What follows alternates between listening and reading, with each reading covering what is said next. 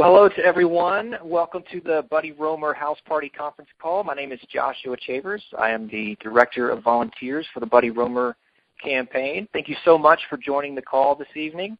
I know that many of you are gathered around living rooms and neighborhoods all across America as you're hosting your friends, family, and neighbors in your home to listen in. Some of you have even told me that you're grilling out, cooking hamburgers and barbecue. Someone down in Louisiana even I know had seafood with a crawfish boil going on tonight. I got the invitation just a little too late, unfortunately.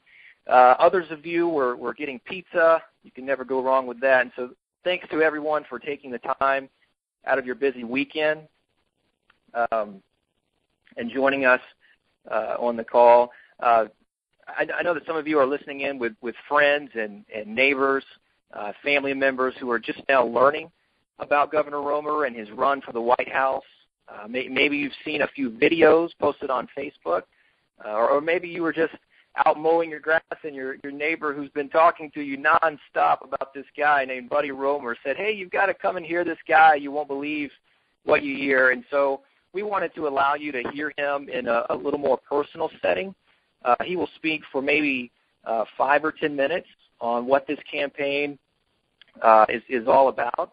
And kind of what his message is and why he's running for president. And then we'll take a few questions that some of you have already submitted. And so right now I see a lot of you have now joined the call. We're actually waiting on the governor. We may have to stall for a few minutes. I hope that's okay with you guys. He was in New York City all this week, lots of great media and press in New York this week, and he caught a flight around 2 o'clock this afternoon and got delayed a little bit in Atlanta.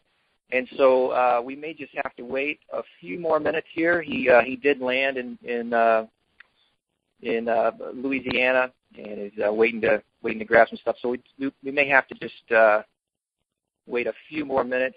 Let me just give you, for those of you who are maybe brand new to Governor Roemer, and I know you didn't call in to hear me, but as we wait for him, let me just tell you a little.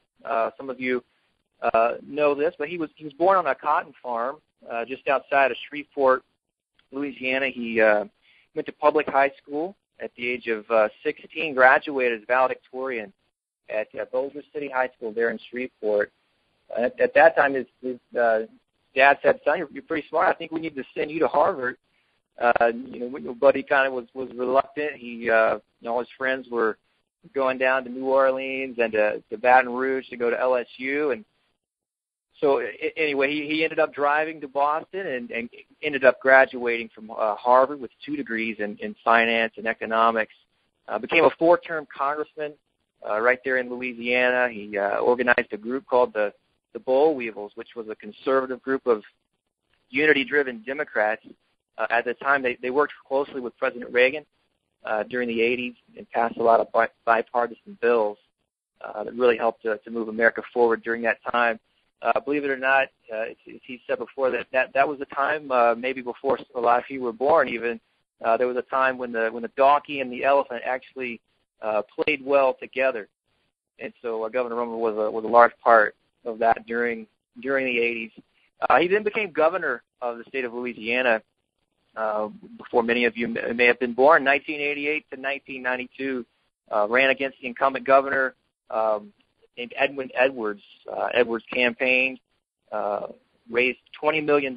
He ran advertisements.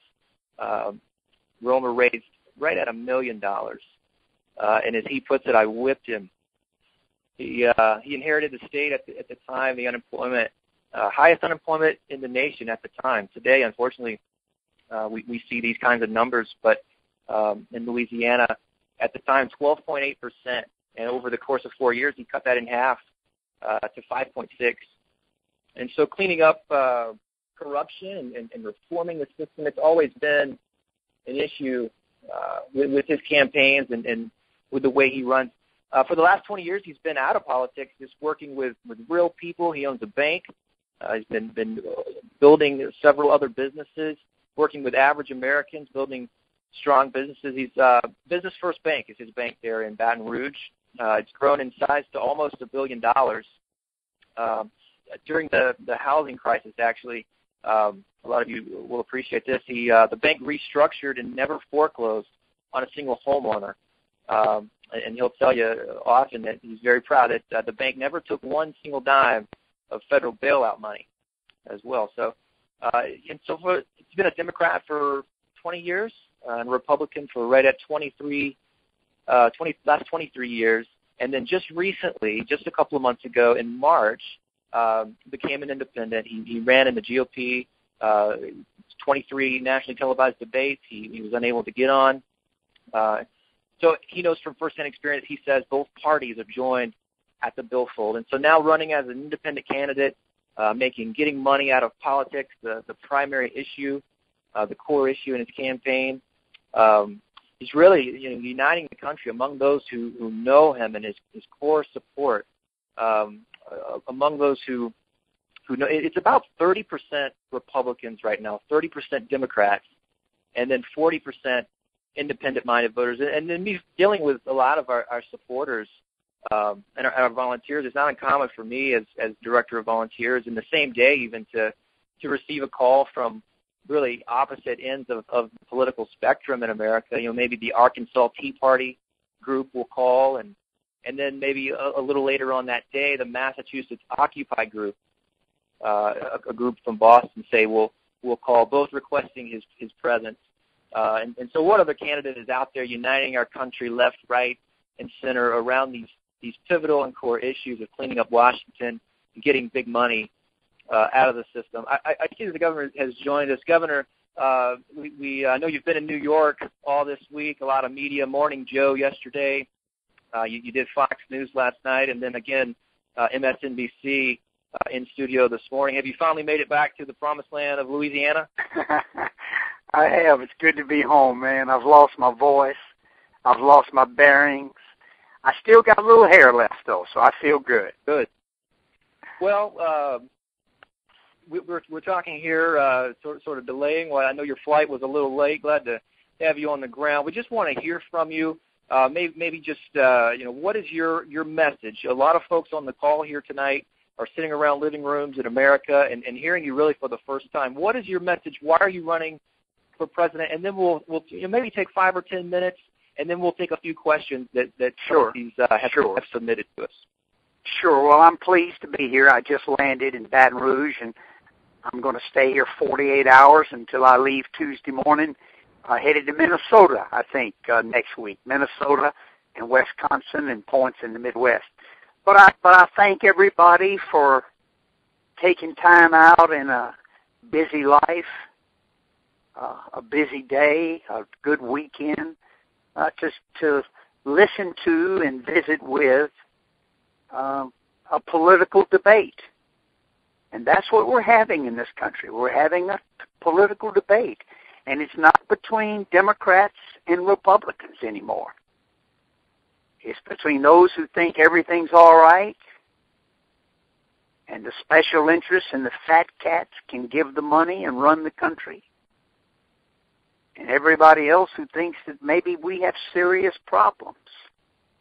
And we ought not wait to see which party wins in November. Maybe we ought to make a commitment that we'll put our country first and we'll rebuild the nation. This battle is as old as America. Abraham Lincoln talked about it. Teddy Roosevelt talked about it. Ronald Reagan talked about it. John Kennedy talked about it. Who's going to run this country? The political elite or average people, plain people, decent people? The way I put it is that I think it's close to Teddy Roosevelt, who 100 years ago in 1911 asked the Republican Party, and I'm going to quote him. He said, are we going to be the party of privilege and Wall Street, or are we going to be the party of plain people who build the roads, fight the wars, and create a great nation? And it was true 100 years ago in the scandals of those days, but the corruption that's going on now puts that like a pebble in the sea. We have people giving $20 and $40 million to candidates with commitments that we don't even know what it exists.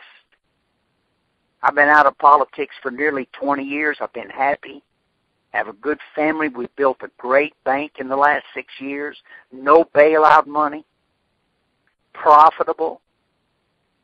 Didn't foreclose on a single mortgage. I mean, that's the way you work. Spent all my life building small business. I know what creates jobs in this country, and it's not the big corporations. It's small business, but I'm telling you, they have no say-so in America anymore. Neither do you, unless you give a big check. The reason I got back into politics was not so I could be famous. I don't have any ego. I'm 68, guys. I'm not good looking. I'm not pretty. I'm not rich. I don't need my name on a building. I've done public service with pride. I'm the only guy running for president who's been elected a congressman and elected a governor. I'm the only guy running for president who's written a state constitution. Now, I'm not that old. We rewrote it in 1973, 74, and I was one of the handful that did that. I have experience for this job, but that's not why I got in it. I got in it because I think this country's in trouble with 25 million people either out of work, quit looking, or working part-time. That has never been true in this country until 1933 and 1934 in the heart of the Depression.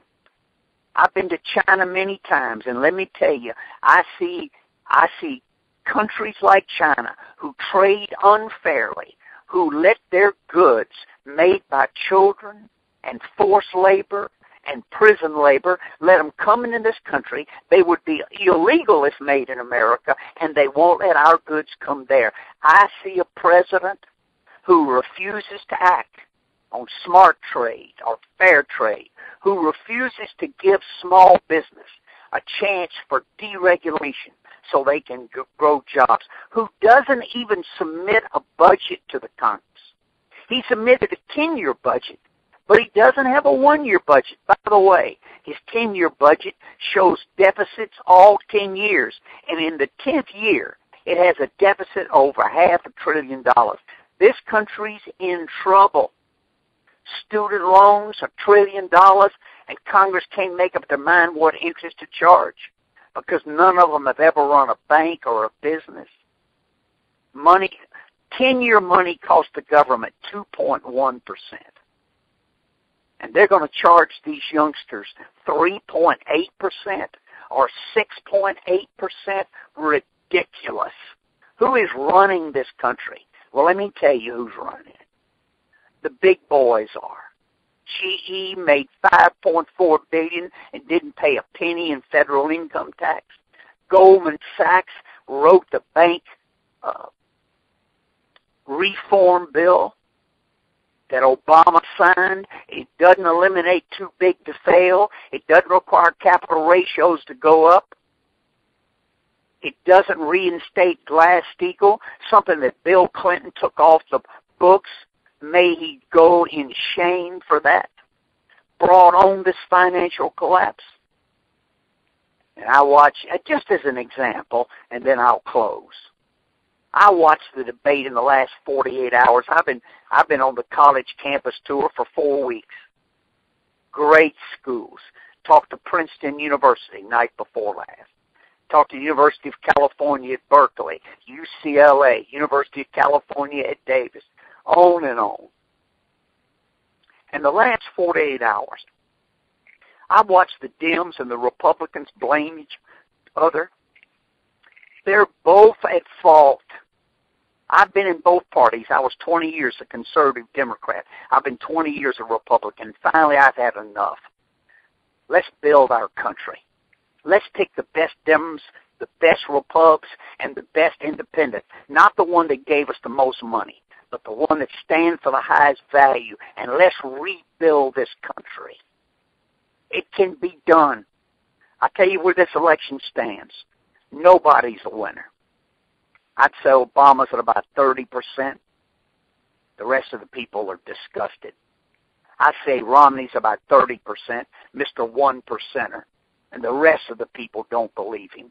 At least 40% of the people, independents, people who are tired of it, people who've had enough, that's enough to win an election, folks. I'm not here for show. I'm not here to make a point, although we have a good point to make. We don't take PAC money. We don't take super PAC money. My first bill as president will be campaign reform. Yes, we need budget reform. We need a 5-year budget. We need everybody to give something. We're in it together. We need tax reform. We need a low rate, no double tax, no marriage penalty, no alternative minimum tax. And everybody needs to pay their fair share. We need all of these things: bank reform, health care reform, budget reform, tax reform, immigration reform, trade reform. But nothing will happen until we get campaign reform, because the big money's in the room and you've got no chance. Let me ask you, do you think any of you could call the president today and get him on the phone? You couldn't do it. You know how you do it? You give him a big check. He'll answer the phone. That's the way politics works, and it doesn't have to be that way. Here's my plan. I'd like to win this Americans Elect nomination. It's no gimme, not easy. I think we lead now, but just by a small margin. And that's thanks to all my volunteers, people who work so hard for me. And I thank you for being one of those. And I want you to get 10 more just like you. Sign up for AmericansElect.org or get on BuddyRoemer.com. Or if you have any problems, ask Josh or call me. We'll work it out on how you can get involved. You don't have to give up your party. This is not about party. You can be a Republican and sign up for Americans Elect and vote online. This is the 21st century. It's securitized. It's good stuff. If we can win that nomination, if we can get 15% in a popular poll nationwide in the next 4 months, 15%, and we're about 5% now with nothing going for us. If we can take that 5% up to 15%, then the laws that relate to general election debates have to include us. And it'll be Romney, and it'll be Obama, Mr. 1% and the guy that wants to be 1%. And then it'll be us, a guy who takes no PAC money, no super PAC money, $100 maximum, a guy that's raised $1 million from 100,000 people. That's right. I've had 100,000 people give me $3 each, matching funds. I've had another 6,000 people give me about $40 each. No other campaigns like this. The closest up is Ron Paul, who's had 80,000 contributors. Well, we're at 110,000 contributors. And unlike Ron Paul, who made 23 national debates, most people in America don't even know me. I've not been asked to a single debate. That's what the Republicans did for me. That's what they did for a guy who built a two-party system in Louisiana, the only governor in the history of America to change parties while he's in office so he could build a second party, so we could have a real debate in this state. And look at what's happened to Louisiana since then. When I was governor, the unemployment rate was over 12%. We got it down to below than half that. Do you know that we started a college program that any high school graduate with a C-plus average who came from a family of need got his college tuition paid for? Oh, no, it wasn't a loan.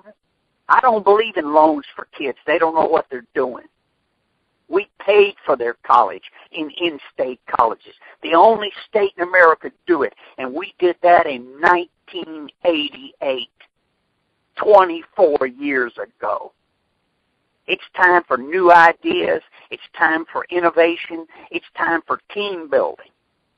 And I can't do it by myself. I was 6'2" and weighed about 190. I'm 5'8" and weigh 148 now. I'm giving it everything I've got. I've run for 17 months. And my only chance is for you to get on board and bring 10 of your friends with you. They'll do it. Won't cost them a penny. Oh, they might contribute $25 each. I would love it. But they can vote.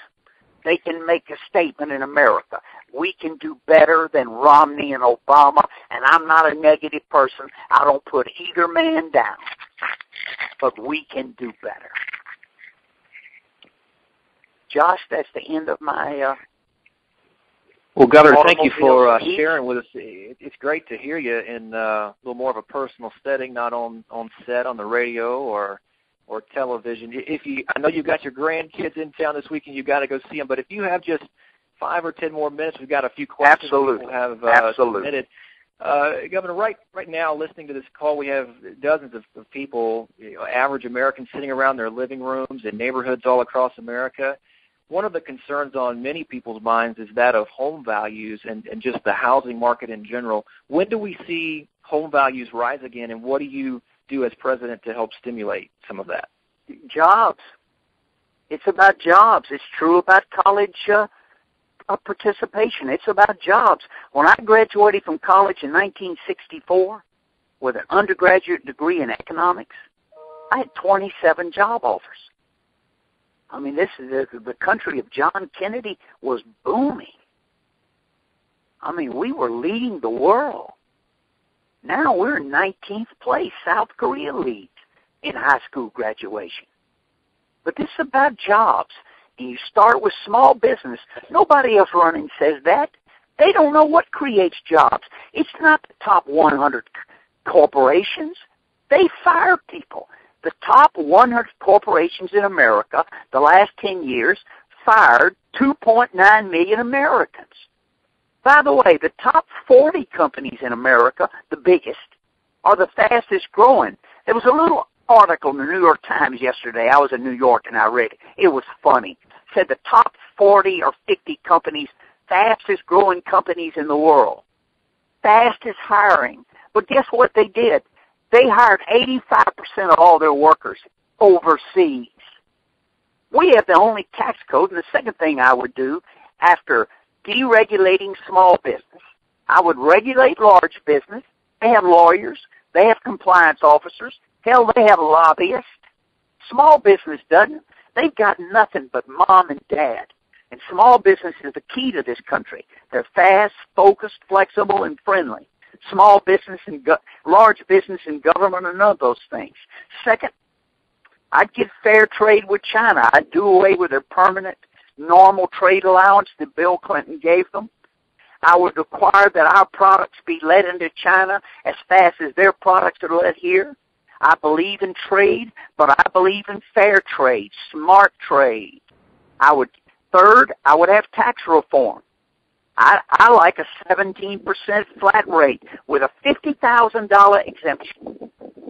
Any family would have a $50,000 exemption. Take care of your family first, not the government. And everything above that would be at 17%. So if you made $100,000, you'd pay 8.5%. If you made $250,000, you'd pay 13%. If you made $500,000, you'd pay 15%. If you made $750,000, you'd pay 17%. And guess what Warren Buffett would pay? 17%. Guess what General Electric would pay? 17%. No double taxes. You talk about giving business a boost. You can't read the tax code. It's written by the lawyers and the lobbyists. I'm going to write it by business people. 17% above $50,000, no exemptions, no deduction. Everybody pays for America, but they pay their fair share. It's clear, it's simple, it's fair, and it's progressive. Number 4, I'd work toward energy independence.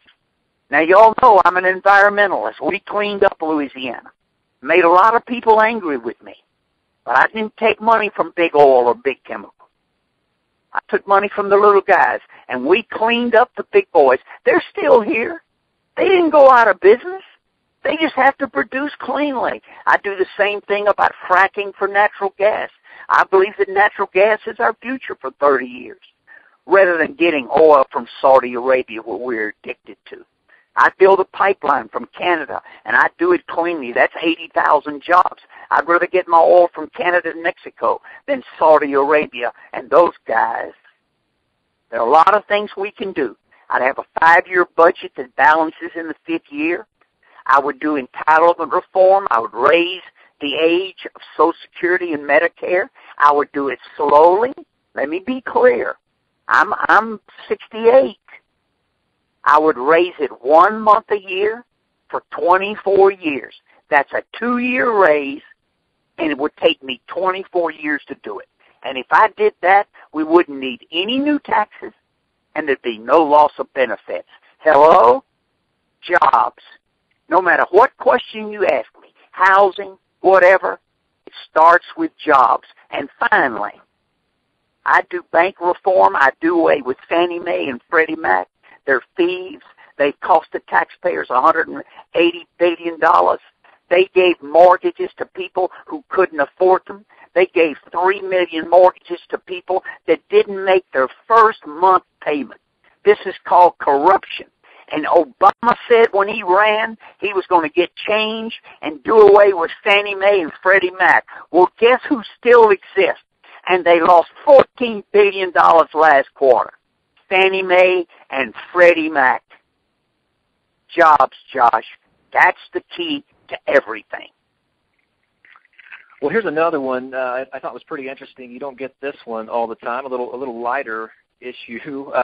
They say, Governor, there's a video online of you when you were governor, and now that was another century ago, and I know you had a different color of hair then even, but you talk on there about growing up on the cotton farm there in Louisiana. There was no television, you say, and that Mom and Dad required that you and your sisters read about 3 or 4 books per week and then report back at the dinner table what you had read on that day. Question is, do you still read that much, and what has been maybe the most influential book on your life or the book that you would most recommend to people listening to? Does that put you on the spot a little bit? No, it does, but that's a very good question. I'm a reader. You know, when I went to college, I was the youngest person in my class. I just turned 16, and I went to Harvard, which is a pretty good school. And you know, but they tested me there, and I thought I was the world's greatest reader. And they said, you need a little help in reading. So they spent 1 week with me teaching me how to speed read with comprehension. That was my first week at Harvard. And I've taken that with me ever since. So I read. It's hard to pick the best book. There's some good ones. Let me give you 2. There's a book called Blue Ocean Strategy. And it's the best book on jobs I've ever read. It's 12 to 15 years. It's how I started my bank. There are plenty of banks in America. There were 10,000 banks when I started my bank 6 years ago. There were plenty of banks in Louisiana, but I didn't like the way they treated people. They treat you like a number. They treat you like you're a pain in the butt. They don't tell you the truth. They lend you money too easily or not at all. You don't need things at the extreme. What you need is a business plan. If you want to understand business, if you want to understand what I'll do as president, read the Blue Ocean Strategy. There are 2 kinds of companies. There are companies in the red ocean, and the ocean is red with blood. That's competition. Price, location. That's what banks do. Price, location. But I'm a blue ocean bank. The water's blue. No competition. For example, my bank does not have an ATM. I pay the ATM fees of all my customers, wherever they are in the world. I mean, Bank of America has 11,000 ATMs. I have 400,000. I have every ATM on earth serves my customers, and I pay the fee. That's called Blue Ocean. People wait in line to sign up for my bank. We're one of the most profitable banks in America, and when the other banks were getting bailed out, We didn't take a dime of federal money, and we're fiercely independent. You know who comes first? Our customers. Read Blue Ocean Strategy. That would be my reading recommendation. Okay, there's a follow-up to that. If someone actually asked a similar question, since you mentioned that, I'll ask you two more, and then we'll let you run. You're big on leadership and management. You talk about that a lot, both in business and in your government. In a few recent interviews, you point to Southwest Airlines as an example of a very successful company that has a unique company culture, primarily in the way they value people, both customers and their Blue Ocean. It's a Blue Ocean company, Josh. They're the only airlines that's been consecutive in all but one quarter of the last 60 quarters. I mean, other airlines go out of business every other year. Why doesn't Southwest go out? It's because they're Blue Ocean. Here's what they do.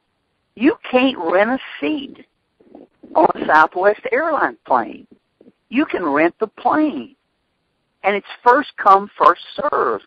And what Southwest Airlines did was cut their costs by 22%, which is what Delta Airlines spends in their reservations booth, in the person at the ticket counter, in arranging seats, all of that turmoil.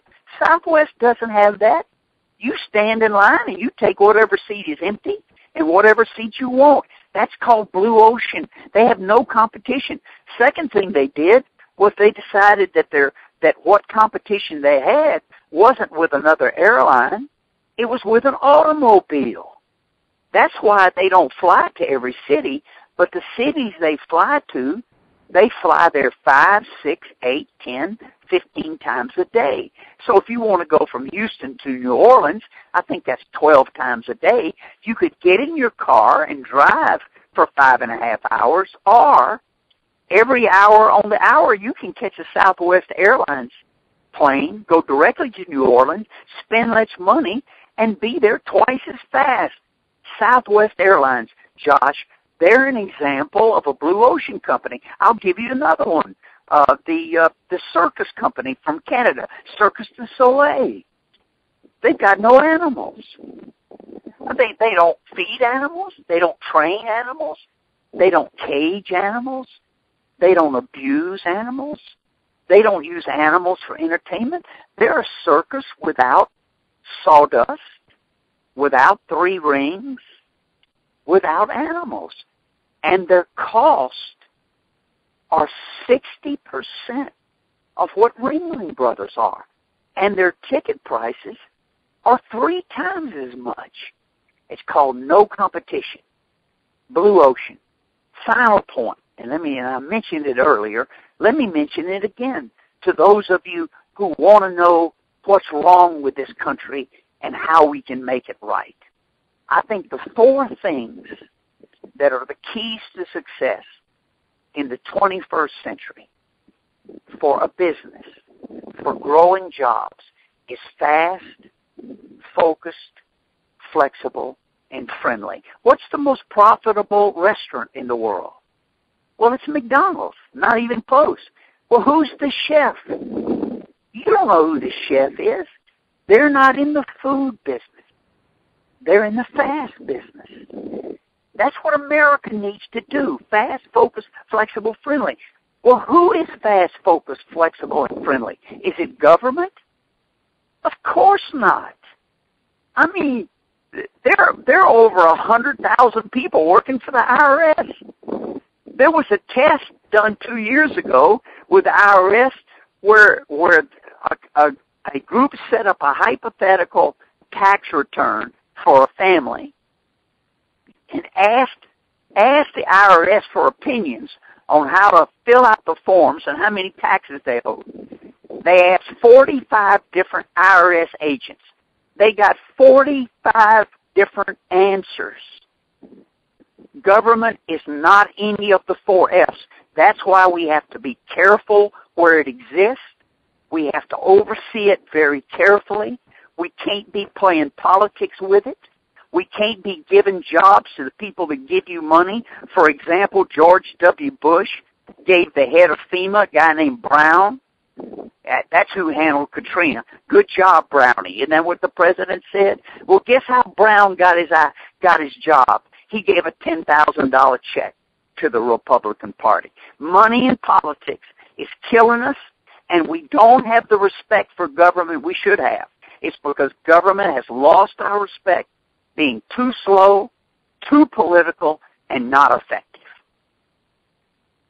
One final question for you, and then we'll let you run. A very interesting question to end on here. Again, a little lighter, but maybe we'll show a different side. During your time as congressman and governor, you had the opportunity to know and work with several U.S. presidents. Early on, I know Richard Nixon, Jimmy Carter, of course, President Reagan during the 80s, and then even President Clinton when he was governor of Arkansas while you were governor of Louisiana. Is there any one experience with them or a conversation, something they may have said to you that just jumps out and maybe motivates you to pursue the office, or anything even funny that, like a private conversation? I'll tell you two stories. First, about Nixon. I never met Nixon, and I didn't think that much of him. You know, I had as a kid, I had thought the war in Vietnam was a mistake. I was in college. We walked the streets. We stopped the war. And I never thought much of Nixon. I thought he lied to America. And, of course, he was hounded out of office. But I gave a speech one night on the floor of Congress. It was about 12:30 in the morning on a snowy February. The issue was aid to the Contras in Nicaragua. And I was a conservative Democrat, and I supported what President Reagan was doing, trying to help the Contras overcome the dictator of Nicaragua, Daniel Ortega. Anyway, I gave that speech. In fact, the President, Reagan, had called me the day before and said, "Would you close, Buddy?" He said, he was funny. He said, "I like the way you talk, man. You explain things so well." He said, we and the Republicans, I and the Republicans would like for you to close on the bill. Well, it was a Republican bill, and it was very unusual. So when my name was called at 12:30 in the morning, all the members of Congress were there, of course, and they gasped, "Roemer." So I got up and I gave a 5 to 7 minute talk about the values of America and how the Monroe Doctrine said this hemisphere was ours to protect, and that I supported the president. And anyway, I got a standing O, and the vote was held, and for the first time in the history of Congress, aid to the Contras was voted positively. We won. So I walked back to my office. It was about 1:30 in the morning. It was snowing. I got to my office. Everybody had gone. What a great staff, right? Well, it was 1:30 in the morning. They should have gone. So I changed clothes. I put on my blue jeans and I just had my T-shirt on. And about that time, there was a knock on the door, and I went to the door, and there was a messenger. And he said, "I'm looking for Congressman Roemer." And I said, "I'm Congressman Roemer." Well, I was like 37, and I looked like a baby. You know, my T-shirt on and my blue jeans, my tennis shoes. And he said, "You're not Congressman Roemer." I said, "Yes." So I pulled out my wallet, showed him my ID. He handed me a letter. And it said, "Dear Congressman." It was handwritten. "Dear Congressman, I've heard 1,000 speeches. This was the greatest speech on America I believe I ever heard." And it was signed Richard Nixon. So in all my speeches after that, I said, Richard Nixon, I thought pretty highly of him. It shows you how a little kindness can change your mind. Final story, I'm in the Oval Office with Reagan. I'm 36, 37, 38. And I'm head of a group called the Boll Weevils. There were 2 or 3 of us that actually headed it. I always say I was head of it. I wasn't the only head. There were 3 of us, a guy named Phil Graham from Texas, who became a Republican, Charlie Stenholm from Texas, and myself. Anyway, I'm at the Oval Office. The president walks in a little early. My members weren't there. And he said, "Buddy." And I said, "Yes, Mr. President." And we were chatting for a few minutes, and he said, "You're going to run for president someday, aren't you?" Of course, I'm in my mid-30s, and that's quite a nice thing to say. And I said, "Well, I don't know, Mr. President. Give me some advice." He said, "Well, I like the job." He said, you got to do 2 things, though, to be a good president. I said, what's that, Mr. President? He said, you got to be governor of your state. He said, I would not vote for a person for president who hadn't been governor. Wow, what good advice. I said, anything else, Mr. President? What's number 2? And he said, you got to be a Republican, buddy. The damn Democrats won't get it. So that was his advice. I could tell you other war stories, but those 2 is good enough, Josh. Well, no, those are great stories, and it's been good to hear you in a little less formal setting here today. Thanks so much for taking the time to do this. You have a good weekend, get some rest, and enjoy those grandkids, all right? Well, I'm going to do it. We had this planned for a couple of weeks, and so I'm glad we could get the call in. And I want to thank all my volunteers and all my new listeners. And look, we can change this country. You just got to believe it. I know 5% is not much now, but we've been shut out of everything, and I don't think they're going to keep us down forever. That's what I think. And if we can get on the stage with those other 2, we'll put a little Southern charm on them. We'll put a little business hardhead on them, and we'll give a different view of America. And I think there's 40% out of there just looking for a leader. We might be it. Thanks, everybody. Bye-bye. All right. Talk to you soon. Bye-bye. For those of you still on the call, some of you have left. I can only imagine kids probably running around your living rooms as you're listening in. I just want to give you a few quick points to follow up. If you're listening today and hearing Governor Roemer's message for the first time and you'd like to help get his message out to America, maybe you're not satisfied with only 2 options as president. I mean, there's 300-plus different cereals you can choose from for breakfast, but only 2 options for president. Why is that? Here's what you can do today to help Governor Roemer. He's seeking the nomination. He mentioned it, the organization called AmericansElect.org. Americans Elect is a nonprofit organization that will be on the general ballot in all 50 states this year. When you go to vote on November 6th, you'll see Barack Obama, of course, Mitt Romney, most likely, and a third candidate who will be the AmericansElect.org candidate. And it might as well be Buddy Roemer, so that you can say, you know what, I remember him early on before anyone else heard of him. The idea with Americans Elect is to have this unity ticket, they call it. It's a nonpartisan ticket, if you will. So the idea is that instead of the fighting and bickering and the gridlock, that will create an environment in Washington conducive to more progress. Instead of right or left, we move America forward. So if you like what you've heard today, you can go to AmericansElect.org. You sign up. You log in. You have to actually verify your voter ID. Any registered voter from any party can vote. It does not change your party affiliation in any way, and obviously does not mean you still would have to vote for it in November even. But it's the first ever national online voting primary. So what this does, by going and participating here and supporting him right now in this part of the process, what it does is gives Buddy the opportunity to be heard on a national stage and to compete in a nationally televised debate with President Obama and Mitt Romney in the fall. And so imagine the looks on their faces when they see this guy walk out on stage and the kind of things you've heard today are being said. So AmericansElect.org, we need to reach 10,000 votes. If all of you on this call find just 10 other friends to support Buddy at this website and vote, we'll easily reach the goal. So make sure that you do that for us. Also, just real quick, a few other things. If you want to stay up to date with the campaign or learn more information, go to the website. It's BuddyRoemer.com, R-O-E-M-E-R, BuddyRoemer.com. Also, those of you on Facebook, you can find him there. It's just Facebook.com/Buddy Roemer, or you can search for him there and find him. And then those of you on Twitter, you can follow Buddy's tweets at Twitter.com/Buddy Roemer or just at Buddy Roemer. I'm telling you, for a 68-year-old grandpa, Buddy is pretty cool and tech savvy. He's the tweet master for sure. And so those of you on Twitter, be sure to follow him there at Buddy Roemer.